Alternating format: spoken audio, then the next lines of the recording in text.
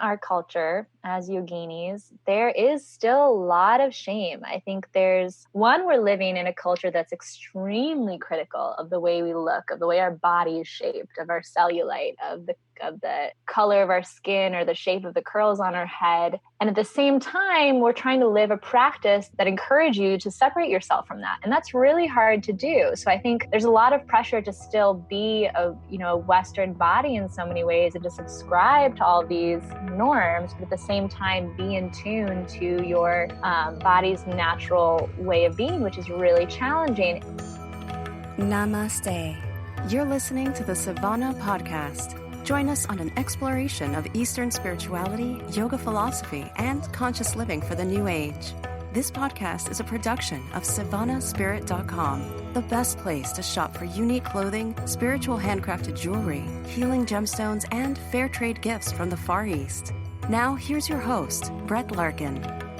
Hello, my friends. Welcome back to the Savannah Podcast. Today we are talking about childbirth, a topic very close to my heart as someone who gave birth just last year. And we have Izzy Adair on the show with us today. She's a certified birth doula and postpartum doula, a 500-hour certified yoga instructor specializing in pre- and postnatal yoga. She's also an Ayurvedic Wellness Counselor and student of women's Anthropology. Before we dive into our conversation with her today, I want to quickly remind you on how you can support the show, and your support really makes a difference. The number one way is by leaving a rating or review here on iTunes, and the second way is to make a purchase. Gift yourself or gift someone you love something from SavannahSpirit.com. SavannahSpirit.com supports this podcast. It also has a much larger social mission that I'm very passionate about, and you can get all the details on SavannahSpirit.com. They have very beautiful yoga clothing, healing jewelry, unique spiritual fair trade gifts, and it's a family-run company. I know I'm always trying to put my dollars towards family-owned businesses that really have a larger social mission as well. And I want to make sure that you know about the code podcast30. That's a coupon code that's going to get you 30% off your first order. So I introduced Izzy, and you may have heard the interview I did with her all about Ayurveda. If not, listen to that one as well. And today we're going to dive into talking about birth. Let's do it. Hi, Izzy. Thank you for coming back on the show today to talk to us about pregnancy and having an unmedicated natural birth. This is a hot topic. So first of all, why don't you tell us what is an unmedicated birth? Yeah, so in general, as a birth worker, I try to avoid the term natural, and I prefer to use the term unmedicated. Unmedicated birth means not using any sort of intervention. So that could be a forceps delivery, a vacuum delivery, a cesarean. It also means not using pharmaceutical support, so not using Pitocin or epidural, any sort of pain relief medication. I was about to say, for people listening, epidural equals pain relief. So yes. So this is interesting. And why is it that this word, because I guess this word natural, like comes up over and over again. It's kind of confusing about what it actually means. So you think when you work with your clients and talk to people who are interested in having a natural birth, you try to clarify with them that maybe what they're really interested in is an unmedicated birth.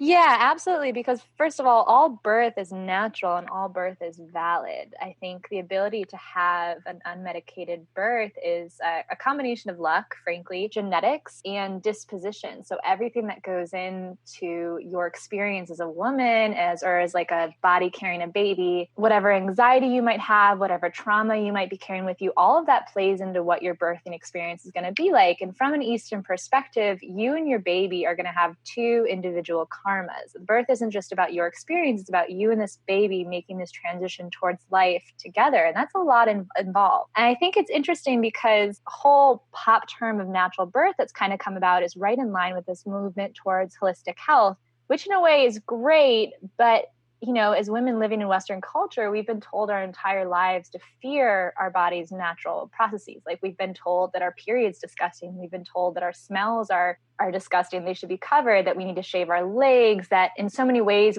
we're taught to hate our bodies as young women, and those years are formative. So we're going through our lives as women, essentially being told that everything about our body as it is, naturally, as we were born, is wrong or is shameful. And then all of a sudden, people turn around when you're trying to have a baby and we're like, oh no, you have to do it natural. Even though you've been completely tuned out in what is good and what is normal for your body, now you have to do it without the support of anything else. Now you have to be able to tap into your intuition. And I just feel like it perpetuates this culture of shame that we are exposed to our entire lives as women or as femme-bodied individuals, which is pretty awful. So my hope is that before we start, I mean, an unmedicated birth is great. And if it happens, that's wonderful. There's so many benefits to it. But at the same time, it needs to not be a culture of shaming families and women having babies. I want everyone to feel supported and have the time to really do the work going into the birth to feel empowered in their experience, whatever decisions they end up making.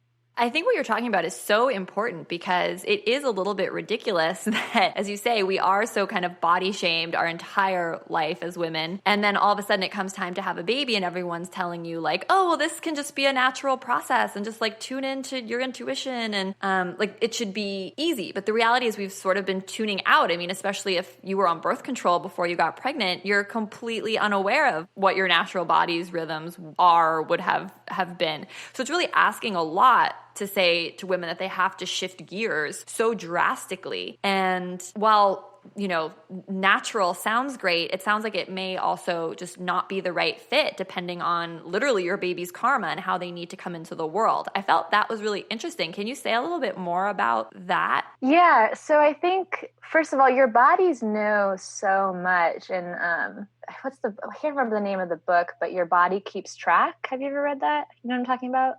No, but I'm going to put it on my reading list. The body keeps track, or the body knows, but it's basically saying that our body holds on to trauma. So working with women and also just having obviously a lot of close friends who are women and from personal experiences, I know that trauma is a huge part of being a woman, sexual trauma especially. I mean, we know that 1 in 3 women are sexually assaulted during their lifetime. I think that was the most recent statistic I saw, which is pretty terrifying, but that has a huge relationship to how you're going to experience your body and how you're going to experience your birth. So if you have a trauma that you're carrying with you, I think it's really important to be generous and give yourself the time you need to recover, and so that you can actually trust your body again. And at the same time, trusting the life growing inside of you, trusting that it has its own path, and trusting, I think prenatal yoga is essential because it helps to facilitate this connection and this dialogue between the body carrying the baby and the baby, so that there's a communication going on, so that when your baby needs to change route, when your baby's saying, I can't come down through your pelvis because your pelvic floor is too tight, or because this isn't working for me, I'm ready to come out, it's time for a cesarean, the mom can make that call. And not feel shame around that. No, I was actually just at a birth and it was really amazing. It was really long. And the mom had been going for an unmedicated birth the entire time. But at some point she'd really been working with her body and with her babies. And at some point she just said, I need an epidural. This is the time. And we ended up being in a situation, the time that she made that call made it so that the exact care providers she needed were in the room. We found out later that the baby, for reasons unseen, needed to come out at that exact time. And it was just like this kind of divine intervention, that something had told her that her babies need to come forward, that she did need the use of pharmaceutical support. And it really served her. And the important thing was that she was able to make that call based on the information she was given prenatally, based on the trust in her own system, that she knew what was going on, so that she could advocate for herself and say, I know this is what I need, and I need my support team to step up. So really working with your path and your baby's path and making it this collaborative effort. This is huge, because what you're sharing is that this idea of a natural birth is really about being connected to your own body, to your intuition, and to your baby. It's not about like whether you use a drug or not. Mm-hmm. Absolutely. And that's really big. I think a lot of the shaming that we do to each other as women and it's so nuts, right? It's so ridiculous, but it has to do with like natural equals, zero medication. And like what you're saying, if you're really in tune, you can have a C-section and feel totally confident in that decision because it's like your body was telling you that, well, that's what was right in the moment, or you were getting a signal from the baby that, you know, maybe something wasn't right, something needed to change, and you know, they needed to come out right that second. That's really, I think, empowering, but also intimidating for people because, as you said, as women, we're kind of tuned out of our feminine cycle and energy for most of our adult life. So how do people start to tune on this body awareness, whether they're trying to conceive or they're pregnant right now? Like, what are your tips for people? I am a big fan of self-touch. I'm not talking specifically about masturbation. I mean, I think that's a really important practice as well, but just being comfortable with your body. So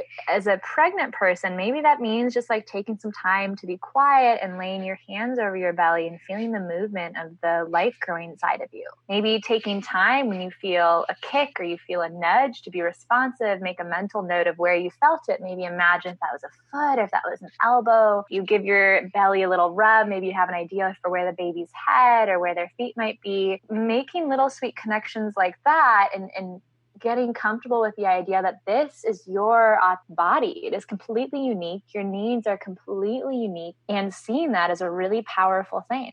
I think going into birth, especially for people who have experienced trauma, and like I said, that's a lot of women, unfortunately, making sure that you are putting yourself in the environment that you feel the safest in. So for some women, they feel the safest at a hospital. Maybe they work in a hospital. Maybe they just trust doctors the most. They should be at a hospital. For someone who really trusts their midwife or who has a really great relationship with their midwife and they feel like that's the connection they need or that they feel the safest at home, and they're not scared about being at home without a doctor present or without the emergency materials they might need, then they should be at home. It depends on what environment you need to feel the safest and the most supported, what people you need in the room, what care providers you need in the room, and having a plan B and C just for any reason. As birth often goes off plan, you have another option that you've thought before the birth so that you can make, again, that informed, empowered decision for yourself. I think this question that you're posing for people of where do you feel safest, the greatest question, because that's going to be really unique for each person, because I feel like a lot of times as yoginis, right? Women who are into yoga, it's kind of hammered down that we have to have an unmedicated birth, that you have to have a home birth. Like these ideas are kind of drilled in as like what goes with a yogic or natural or holistic lifestyle. And that might not be true for everyone. Can you talk more about that? Do you agree with me? Yeah, so I actually have so many feelings about this topic specifically. I think in our culture as yoginis, there is still a lot of shame. I think we're living in a culture that's extremely critical of the way we look, of the way our body is shaped, of our cellulite, of the color of our skin or the shape of the curls on our head. And at the same time, we're trying to live a practice that makes you, that encourage you to separate yourself from that. And that's really hard to do. So I think there's a lot of pressure to still be a Western body in so many ways and to subscribe to all these norms, but at the same time, be in tune to your body's natural way of being, which is really challenging. And it's interesting because if you talk to prenatal yoga instructors about their clients, you hear a lot that women who've been doing yoga, especially the ones who do like really intense power classes with like a lot of abdominal toning, a lot of work of the bandhas, end up having a pelvic floor that is so tight that they end up needing a cesarean, because the pelvic floor it's important to be really strong, but it's equally as important for it to be supple. And a lot of yoga teachers, as well as high performance athletes, dancers, have a super tight pelvic floor. So then the baby can't actually physically make the descent it needs to as it starts to twist and come down. So you have, on one hand, people who have a lot of anxiety as yoginis about the way their birth should be. And then you also have these bodies that have been working essentially too hard, have been focusing their entire lives on being tight and toned instead of finding that balance and knowing when to relax. And a lot of birth is about surrender. You are surrendering to forces that you don't understand. I mean, there's so much going on. It's a dramatically different experience of sensation than anything anyone's ever had if they've never had a baby. And in a lot of ways, it requires surrender and trust. I think that's so interesting what you're saying, because as yoginis, as you're saying, it's like we're a little bit in a tough spot when it comes to birth with this outside pressure. And then like what you're saying, like we might be very physical, which again is good. But if we're not cultivating that surrender side, the kind of sukha to match the stira, we're too tightly wound to really surrender to birth and find that softness that's so needed. I think this is a really, really important message. Before I'm letting you go anywhere, I feel like we need to also talk about this in relation to breastfeeding, because that is another huge topic where breastfeeding is what's natural. It's really pushed as the thing that, you have to be doing. But many women struggle, and that can be another, all of a sudden that is now a place where people are being shamed potentially. What are your thoughts on that? Oh, Brett, we could do so many more podcasts just on this subject. So let me start by saying that breast milk is liquid gold. It is, we know from just about every avenue that breast milk is essential, or not essential, but it is the best option when it's readily available. But at the same time, so just like how we're told to move towards this like natural way of being in birth when our entire lives we've been told the opposite, breastfeeding, all of a sudden someone's telling us to know exactly what to do with a baby. When we grow up in these nuclear isolated communities our entire lives, we don't see women breastfeeding out at the grocery store in our backyard. We don't grow up holding our nieces and nephews, watching our mother breastfeed, watching our cousins breastfeed. We're just removed as a culture from birth enough that we don't really get to see what it looks like day to day. And we also don't really have that continuous support of a family living with our aunts, living with our mothers, our sisters, that a lot of cultures have had throughout history, where women were taught how to breastfeed from their closest relatives, from their neighbors, where they had seen it their entire lives. So it wasn't foreign. It wasn't as much of a challenge. And just there's this essential support in that first 6 weeks, especially navigating breastfeeding, that we don't get as women in this culture. If you are exceptionally lucky and you can afford a postpartum doula, or if your area has a breastfeeding clinic that your insurance covers, that's great. But a lot of people don't have that. And we see that a lot, especially in lower income communities, where women are sent home from the hospital with little to no resources. And breastfeeding is really challenging if you haven't seen it done, if you don't have someone there mentoring and supporting you. And if some moms just get it and the baby's ready and it works, and that's great. But for a lot of people, that doesn't happen. I've even seen that happen with like a lot of birth workers and a lot of people who, lactation consultants and doulas, yoginis who've been around this idea of breastfeeding and how it works, and who've taken all the classes and all the courses, and they still have a challenging time. Yeah, and just to chime in here too, I have so many people who tell me that, they go to these wonderful hospitals that have all this breastfeeding and lactation support. But what that support actually looks like is like different nurses just coming in and telling you completely different things about how to breastfeed for like an intense 72-hour period, and then you're sent home, right? So it almost, in some ways I feel like women tell me it almost is less helpful because they're told contradictory things, and at the same time it starts undermining their own intuition about maybe what's right or how to go about doing this.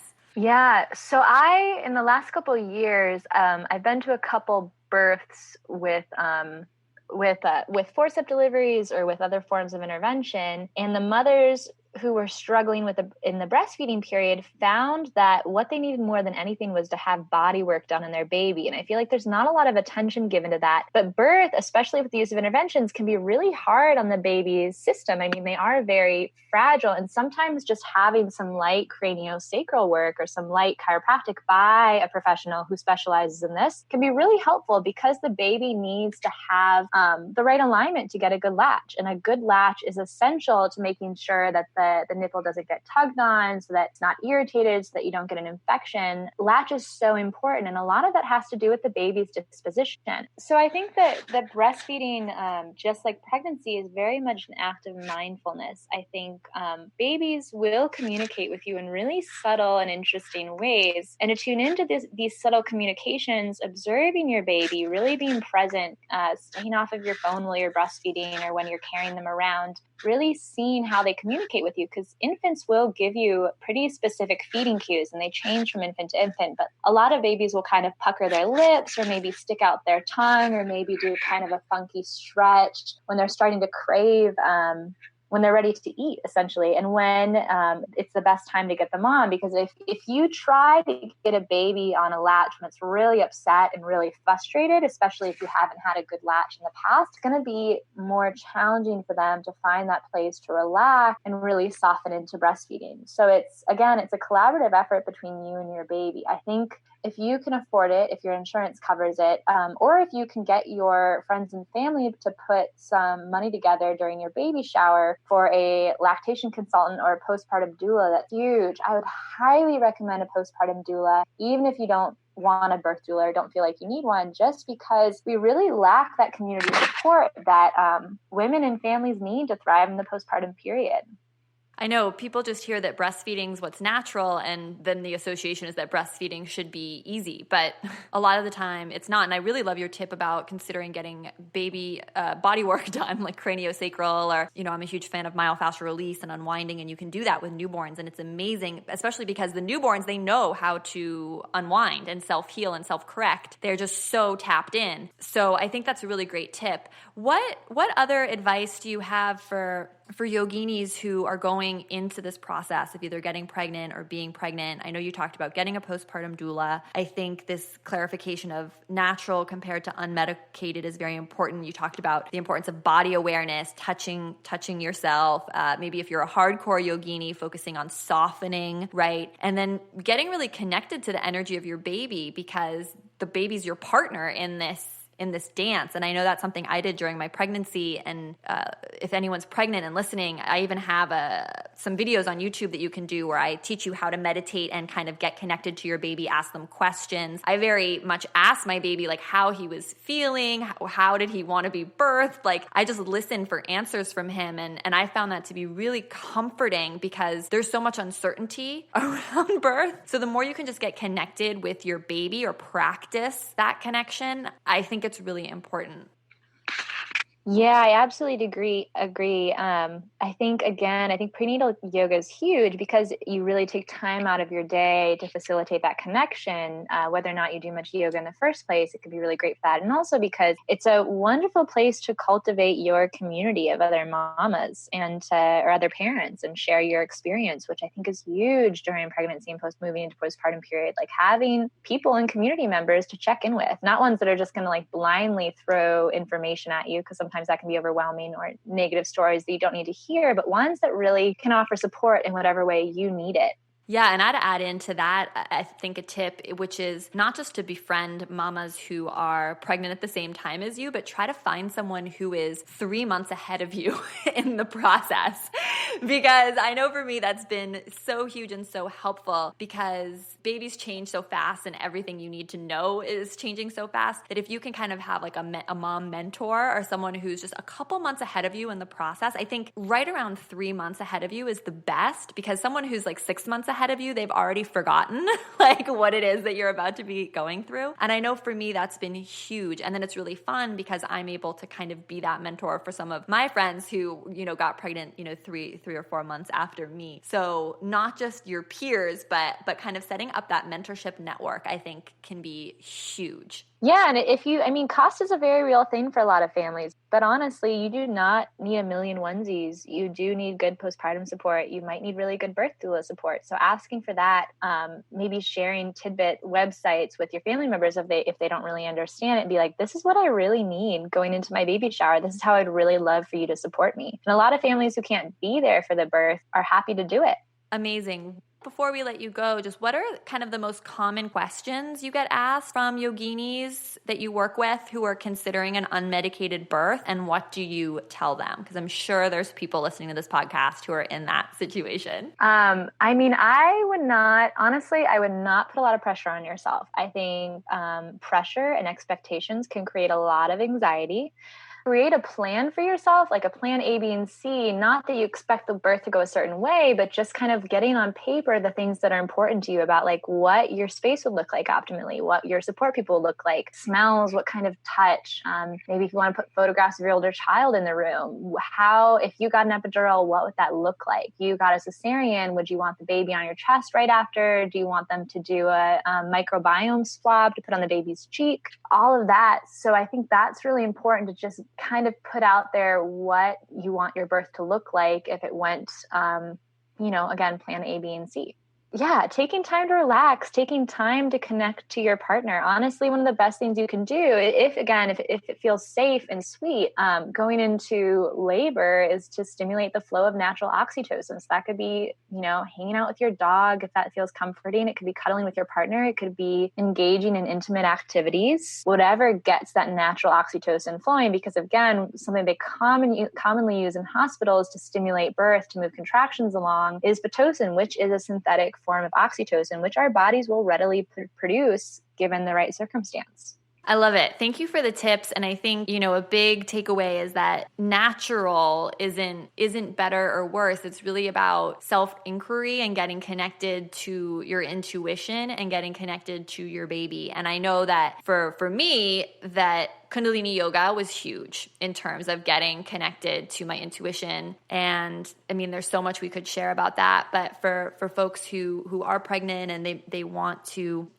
not just do prenatal yoga for their body, but really go deep into this kind of like connection with self and connection with baby, you can check out Kundalini yoga as well. And I have resources about that on my website. Izzy, how can moms and pregnant ladies, how can they best connect with you online? And I definitely would suggest that they follow your Instagram. So maybe you can just give them that info and anything else that you think they should know if they want to learn more from you.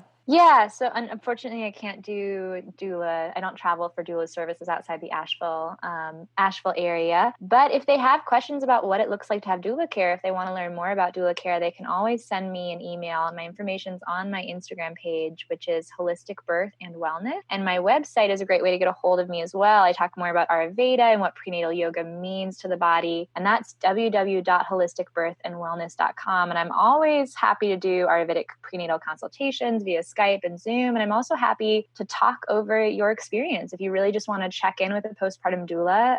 And I'm happy to get together recipes for you, talk to you about optimizing your support network, all that good stuff. Yeah, sometimes just talking your birth story through with the right type of person, I think can be really, really healing for folks. So I'll also put all that information in the show notes. Izzy, thank you so much for coming on the show. And listeners, if you enjoyed this episode, make sure to leave a rating or review here on iTunes. It really helps support the show and get all of this information in front of more people looking to improve their life through yoga, meditation, and conscious living. So take a moment to do that now if you haven't already. I hope you have a beautiful day. So much love from our hearts to yours. Namaste. You've been listening to the Savannah Podcast. To find out more about Savannah, go to savannahspirit.com or follow Savannah on Facebook at facebook.com/Savannah Spirit. For daily inspiration, check out our blog at savannaeast.com. Be sure to join us next week for a new episode. And thank you for listening to the Savannah Podcast.